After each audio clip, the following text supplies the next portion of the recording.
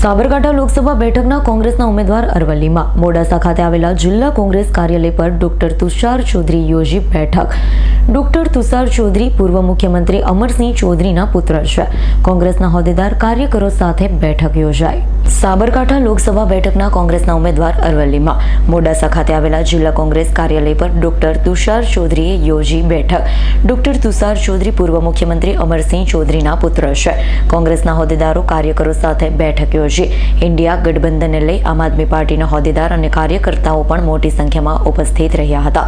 સાબરકાંઠા બેઠકના ભાજપના ઉમેદવારની ચૂંટણી ન લડવાની પોસ્ટ પર પ્રતિક્રિયા આપી કોંગ્રેસે ઉમેદવાર જાહેર કરતા જ હરીફ પક્ષના ઉમેદવારે ઉમેદવારી પાછી ખેંચી। સાબરકાંઠા બેઠક પર કોંગ્રેસની જીત નક્કી છે। ઇન્ડિયા ગઠબંધનને લઈ કોંગ્રેસને થશે ફાયદો। કોંગ્રેસ પક્ષે ઉમેદવાર તરીકે મારી સાબરકાંઠા લોકસભા બેઠક પર પસંદગી કરી છે। ગત વિધાનસભાના સમીકરણો આપ જોશો તો આમ આદમી પાર્ટી, કોંગ્રેસ અને ભારતીય જનતા પાર્ટીમાં મોટાભાગે મતોનું વિભાજન થયું હતું। આ વખતે ઇન્ડિયા ગઠબંધનમાં આમ આદમી પાર્ટી અને કોંગ્રેસ પાર્ટી સાથે મળીને ચૂંટણી લડી રહ્યા છે, જેના કારણે જે મતો આમ આદમી પાર્ટીને મળેલા એ સીધા આ વખતે કોંગ્રેસ પક્ષને મળશે।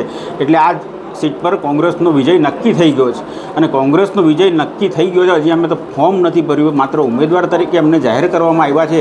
એટલામાં જ હરેક પાર્ટીના ઉમેદવાર પોતાની ઉમેદવારી પાછી ખેંચી લીધી છે। એ જ બતાવે છે કે કોંગ્રેસ અહીંયા કેટલી મજબૂત છે અને કોંગ્રેસ હવે જીતવા જઈ રહી છે। એના કારણે ભારતીય જનતા પાર્ટીના ઉમેદવારો હારના ડરથી ઉમેદવારી ખેંચી રહ્યા છે। એ કયા કારણસર જે જાતિવાદનું સમીકરણ મળ્યું હતું ઠાકોર અને ડામોરના કારણે પાછી ખેંચ્યું, શું લાગે છે? એ એમનો વ્યક્તિગત પ્રશ્ન છે, હું શું કહી શકું? કારણ કે કોંગ્રેસ કોઈ જાતિવાદમાં માનતી નથી, કોઈ ધર્મવાદમાં માનતી નથી। સર્વધર્મ સંભાવ ને સર્વ જાતિ સંભાવથી અમે આ ચૂંટણી લડીશું। એટલે અમારે કોઈ જાતિગત રાજકારણ કરીને અમારે મતો લેવા નથી, પણ કોંગ્રેસના ભૂતકાળ ભવ્ય છે। 70 વર્ષ કોંગ્રેસે આ દેશમાં રાજ કર્યું છે। કોંગ્રેસનો આઝાદીની લડાઈમાં પણ કોંગ્રેસનું યોગદાન છે। એટલે અમારા જે કરેલા કાર્યો છે એના પર અમે આ ચૂંટણી લડીશું। કેટલા મતોથી વિજય થશે, શું લાગે, શું કહેવું થાય? નહીં, મતોથી વિજયની વાત તો મતદાન થાય પછી કહી શકાય। અત્યારે તો હજી અમે પ્રારંભિક તબક્કામાં છે। જયદીપ ભાટિયાનો રિપોર્ટ, S9 ન્યૂઝ, અરવલ્લી। અમારી તમામ માહિતીથી અપડેટ રહેવા માટે જોડાયેલા રહો S9 ન્યૂઝ સાથે।